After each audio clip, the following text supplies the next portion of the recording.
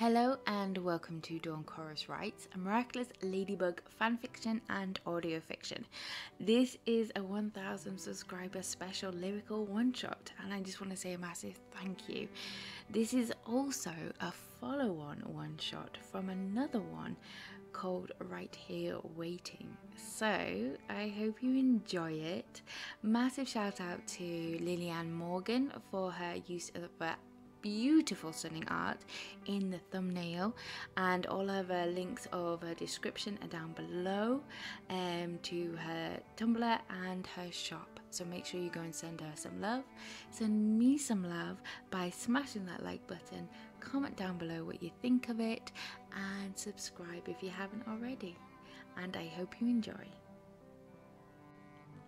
Perfect Love. Marinette ambled through the back door of the bakery and unravelled the blanket-sized scarf from around her neck. Paris was experiencing an unexpected cold snap at the start of December, and yet there was something about this time of year as the nights drew in, wrapped in woolly layers and the smell of spices in the air, which brought a sense of comfort to her. Catching her attention from the other side of the bakery came the sweet aroma of cinnamon, and the sound of her papa caroling to himself as he worked confirmed to her the fast approaching holiday season, and she just knew this year was going to be a special one. After all, Adrien had finally returned for good. His auntie somehow had convinced Oxford that Adrien could study his last year in Paris and to travel through for any examinations. Now that he had turned 21, he'd finally come into his mother's inheritance and could live independently. He had used all of his father's fortune to set up Hawksmoth Victim Foundation. It was the least he could do to pay back to the people of Paris, and yet no one blamed Adrien for any of his father's crimes, and the day he was finally back, they held a large celebrations amongst friends and family. Marinette took the last of the stairs up to her parents' apartment, the warmth of the building slowly filtering through her bones and shaking off the chill. She spent half her time here using her old bedroom as a studio and the other half at the flat she shared with Alia, but now that Nino had moved in too, the place was getting rather cozy, especially with the addition of Adrien's frequent visits. Oh, how much she loved having him here, compared to the waves of loss and the emotional hardship their distance had created, especially for Adrien. But they had survived it. Their love had endured. No, their love was stronger, knowing now it could tackle anything they faced in the future. Oh, the simple thought of a kitty prince brought a smile to her face. Afternoon, darling. Are you working in your studio this evening? Would you like some dinner? Sabrine called out from the small kitchen, standing beside the cooker. The additional fragrance of soya, chili, and ginger blended in perfectly with the cinnamon she had left in the hallway. That smells delicious, Mum. I think so. I don't think I have plans. Not with my deadline fast approaching. What I mean is, yes, please. Sabrine gave her daughter a soft smile, turning her attention back to her wok. Very good.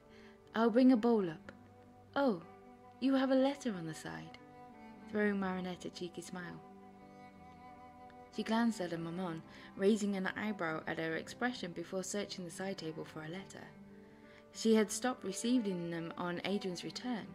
Had it been an old one which had got lost in the post? For why would he send one now? However, this one didn't have an address on it, simply her name scribbled across the front of the envelope, instantly recognizing it as Adrien's handwriting. She clutched it against her heart like she had done with all the others. Thanks, Mum. I'll be in my room. She pushed open the trapdoor and hung her coat and scarf, then stared at the letter, wondering what he would need to put into writing. With unexpected nerves, she tore it open and held out a single sheet of paper. My love, my lady, my princess. I can't express to you how much I love and adore you. I still can't believe I found a love for me that is perfect. You are perfect. And because of you, I have a home. 5 years ago, we stood on the rail platform and I asked you to wait for me, to believe in us and our newfound love, aware of the hardships we could face and our emotional scroll across thousands of letters. You gave me strength when I had none. You gave me love when I thought I didn't deserve it. And you gave me a home in your heart when I found myself without one. But now I have returned to you, and I know I will never leave your side again. Her lady and her kitty, the perfect harmony. To help celebrate the coming of the season, as we bid goodbye to the past and embrace a new beginning, will you do me the honor of attending an event with me? There is no one else in the world I would rather have at my side. I love you, forever and a day. Adrian. Kiss, kiss. P.S. Go to your balcony. I'm right here waiting for you. As she automatically returned the letter to her heart, she jumped at the sound of a knock at the skylight and remembered the last line of the letter. But she hadn't expected to see her kitty peering through and grinning like a Cheshire cat.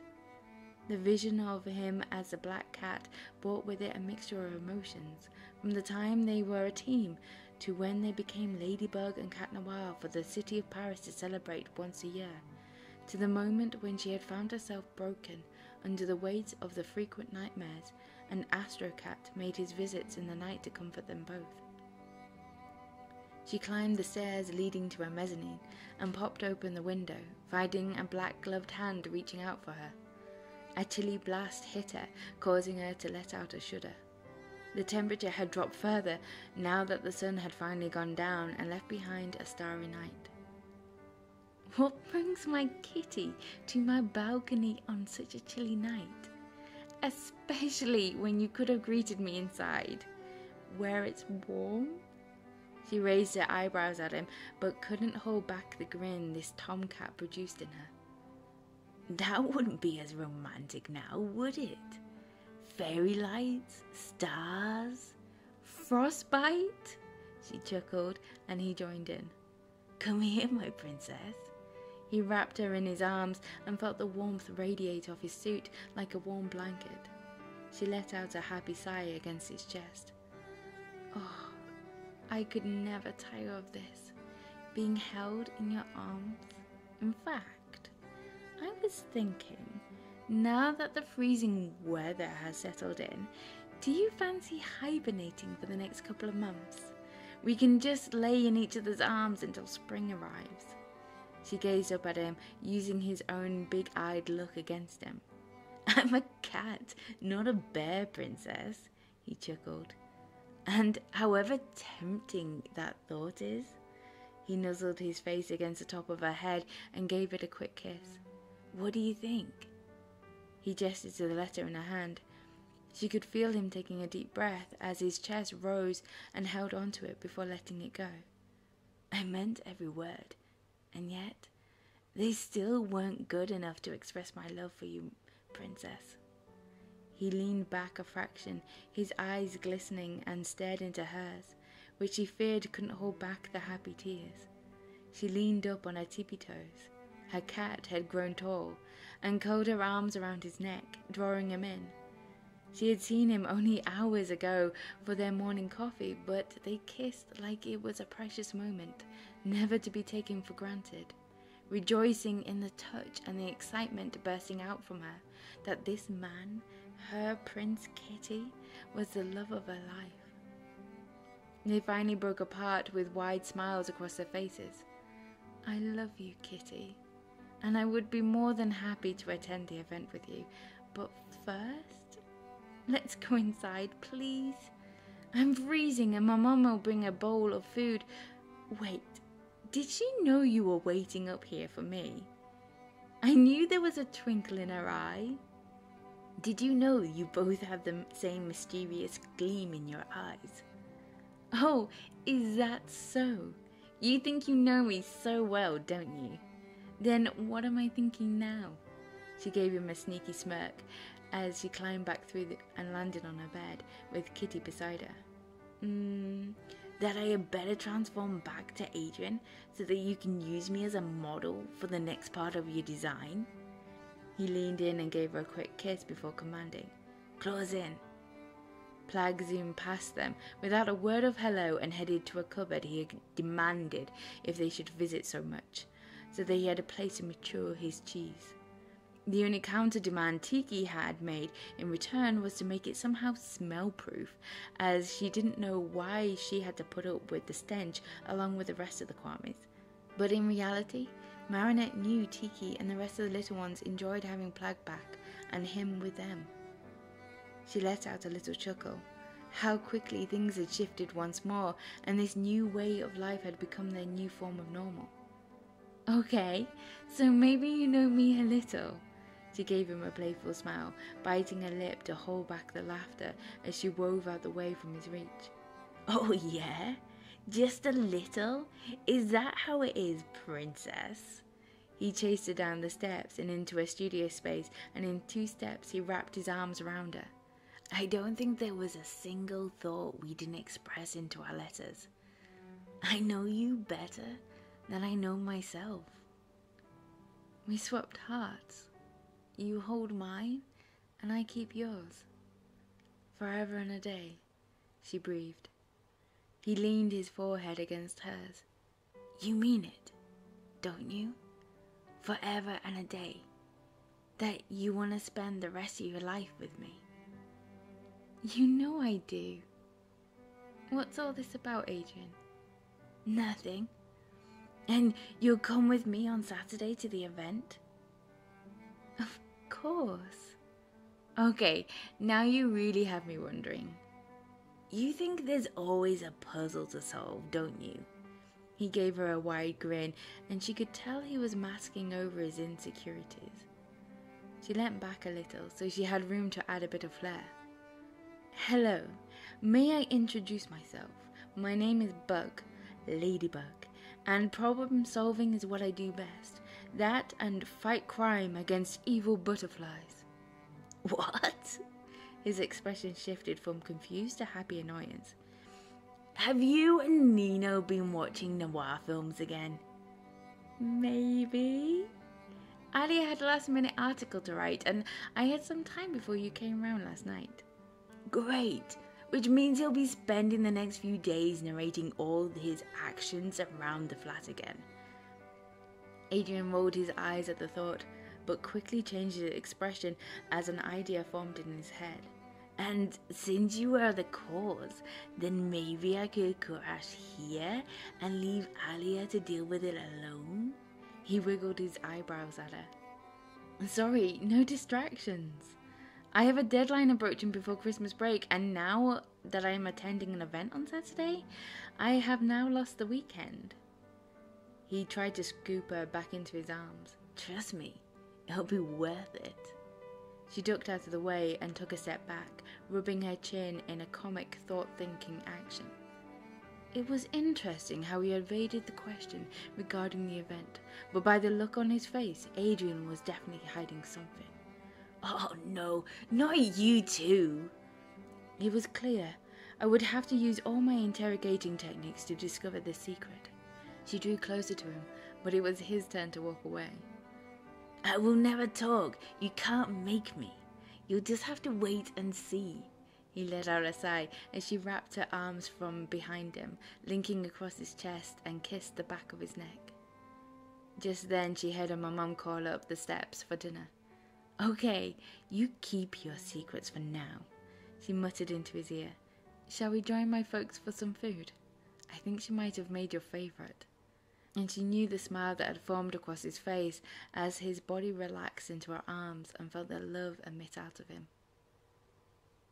She had tried to coax more information out of him the following day so that she would have an idea on how to tweak one of her dresses so that it would be more suitable enough, but he had simply said not to worry about it, as she had already enough things to stress about. But when an oversized box got delivered to the flat the night before the event, she couldn't believe her eyes when she pulled out a white buttery silk dress which floated like rose petals at the slightest movement, causing the material to flutter in the air.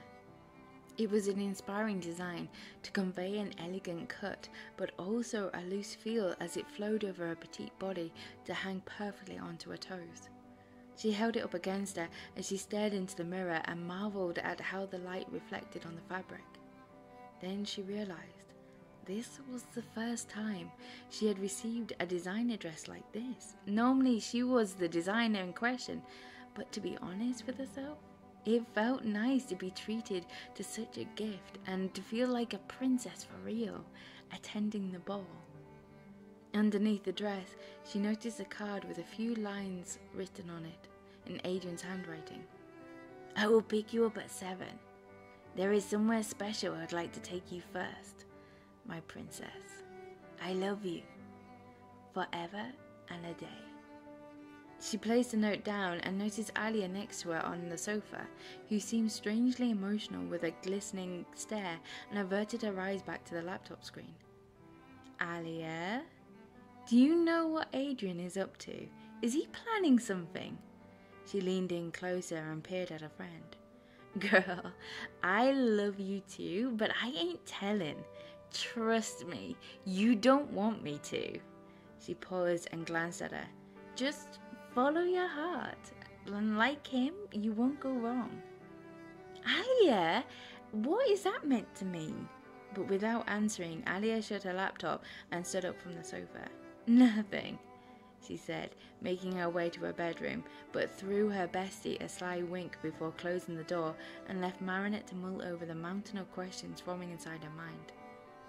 The following day, Marinette found it hard to focus on her studies as she watched the clock slowly tick by the hours, until she finally caved in and started the process of getting ready with the continued avoidance of Alia, who had crashed at Nino's the night before.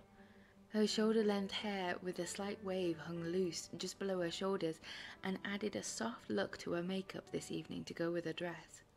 She still couldn't believe that Adrian had done this romantic gesture. Well, she could. As Kat and now Adrian, he had done something romantic for her each day. But they had been small, like a cup of coffee or a small trinket he'd seen in a shop that reminded him of her. But this, the dress, was another level. She hadn't felt butterflies in her stomach before one of their dates for a while, as they saw each other almost every day. But tonight they had returned and taken flight in a swarming cloud, moving together as one. But why was she so nervous? It was only a festive event she was guessing was for a charity. She couldn't even ask Tiki questions due to the fact that she had hidden herself inside the miraculous box all day along with the other Kwamis, which wasn't like them, making Marinette even more suspicious something else was going on. 7 o'clock arrived and there was a single knock at the door. She opened it to see Adrian. He wasn't just handsome, he was beautiful in his tailored black tux. But as she caught his gaze, his eyes were wide and his mouth hung open in an O shape. She couldn't resist giving a twirl to show off the dress he had given her, feeling special as it fluttered around her legs. You look perfect, Marinette. I am a lucky black cat." She took his held-out hand, drawing her closer to him as he produced a box containing one red rose on a red ribbon. "May I?" A light chuckle filtered out of her as she rolled her bottom lip through her teeth. "You may? And can I say, Adrian, your outfit this evening takes my breath away. How am I this lucky?" She could see a blush forming on his cheeks at her compliment, and his fingers faltered as he tried to tie the ribbon around her wrist. The delicate touch of his fingers stroking against her pulse points made her heart race. Oh, how was it that this boy still had this effect on her? She saw the need on his face to draw her close into his arms, but instead he took a deep breath and stepped back, My love, shall we? Are you ready? His voice was soft, brimming with emotions, sitting patiently on the tip of his tongue. Yes, let me just get my woolen coat. This dress is stunning, but rather thin for December. At least we'll be in a hot hole. She grabbed her light pink coat and didn't notice the slight shake of his head. In the car, Adrian didn't talk, but saw he was nervous as he avoided a continual gaze at him until he pulled up outside the hotel. But what she hadn't expected was for him to guide her to the nearest alleyway. Adrian, what are we doing? Where are we going? Plag, claws out. Within seconds, her kitty, dressed in his black suit, was standing before her. I'm confused. Is this a super party? Did I need Tiki? Kitty, what is going on? He grinned and stepped closer, reaching out a hand and cupped her face. Marinette, my darling, stop worrying. Just dive right in and follow my lead. She nodded her head as he wrapped his arm around her, pulling out his baton and lifted her to the rooftop. But what is this about? She breathed as he continued to carry her until they landed on the rooftop of the hotel. The space was something out of a fairy tale, covered in fairy lights, candles, and red petals. Oh, Adrian, this is... Claws out, he muttered, filling the space between them with a green light, but even Plag knew to be silent as he flew out. Back into his tux, Adrian stepped closer. Well, I've found a girl, beautiful and sweet. Oh, I never knew you were the someone waiting for me. 'Cause we were just kids when we fell in love, not knowing what this was. I will not give you up this time, but darling, just kiss me slow. His lips hovered next to hers, brushing lightly against them. Your heart is all I own, and in your eyes, you're holding mine. But there were moments when I was parted from my baby, when I found myself imagining I was dancing in the dark with you between my arms. He pulled her in and leant his forehead against hers.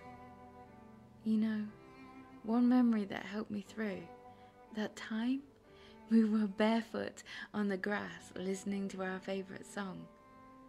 When you said you looked a mess and I whispered under my breath, I love you, for the first time. But you heard it, and I replied, I love you.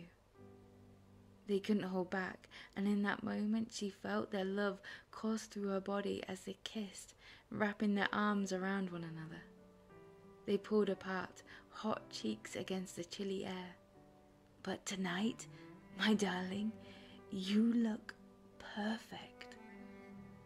Because of you, and I haven't said it yet, thank you for this stunning dress, but why? Well, I found a woman stronger than anyone I know. She shares my dreams, and I hope someday I'll share her home. I found a love to carry more than just my secrets, to carry love, to carry children of our own. We are still kids, but we're so in love, fighting against all odds. I know we'll be all right this time. He took a step back from her. Placing his hand in his pocket, he removed a small black box and knelt down on one knee. Darling, just hold my hand. Be my girl, and I'll be your man. I see my future in your eyes. Marinette, will you marry me? As the words slowly filtered through, she took in this man before her, his eyes glistening with the twinkling lights reflecting in the tears that were brimming at the edge.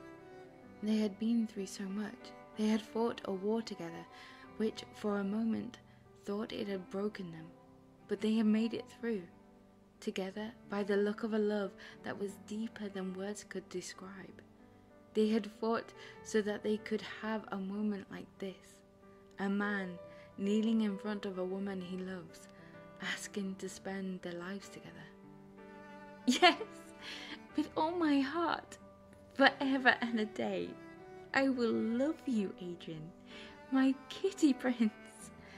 With a wider smile, he slid an elegant ring of white gold and 3 diamonds. He slowly stood up, holding her hand, framed by the red rose, and held it close to his lips. My past, my present, and my future, with you. He breathed and then sealed it with a kiss to her hand. She cupped his cheek, wiping away a tear which had dared to fall, and gazed into the green eyes of her future husband, unable to believe this perfect moment was happening. When I saw you in that dress, looking so beautiful, his voice faltered. Marinette, my princess, I don't deserve this. How can a black cat be this lucky? Darling, you look perfect tonight. Adrian, you have made me so happy. No, not happy. Those words aren't good enough to describe how you have made me feel. There are no words, but know this. I will prove to you every single day how much you deserve my love, and we will carve out a life together filled with love and happiness, peace, and children of our own, plus a hamster. She knew her own tears of happiness mirrored that of his, but she cared not, for this was a moment she thought might never happen. She could barely hear the words embedding out of his mouth, breathing into her skin. I have a faith in what I see. Now I know I have met an angel in person, and she looks perfect. I don't deserve this. You look perfect tonight. He curled his arms around her, holding her so tight she breathed for him, their hearts beating as one, just like they had done when they had expressed their loves for the first time, or when she held him that night after they defeated his father and his world had crumbled, or when they had stood on the platform, vowing she would stay right here, waiting for him, and prove to him she was his anchor for the last 5 years, and now in their future. For their love would last forever and a day. Can I ask, my future husband? She giggled at the words, not yet used to the feel of them rolling off her tongue. Is there an actual event, or was it... Oh, yeah, I forgot.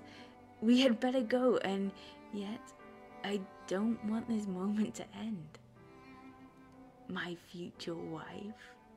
Those words coming from his lips sent shivers through her. She rubbed her nose against his and teased him with a kiss until the passion gave way. In that case, she said breathlessly, I'm going to need to clean myself up. Can't present myself with tear stains and mascara down my face.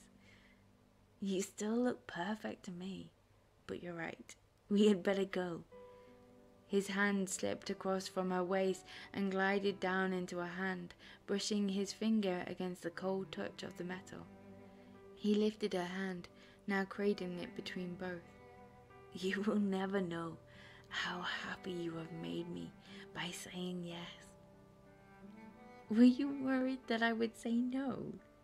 She gave him a questioning raise of her eyebrows before her expression transformed into a smirk. As I would have said yes a year ago. Really? I hadn't returned by then. But I knew one day you would. My love for you has never faltered, knowing I would wait for you forever and a day. She beamed up at him as he leant down, giving her a comforting kiss on the top of her head. So, what is this event for? You'll see. Let me put it this way. It is a celebration. He guided her towards the lift, which sat waiting for them to take them down to the ballroom. At first, it seemed strange they hadn't seen couples and random people lingering in the hallway. That was until she had noticed there was no music either.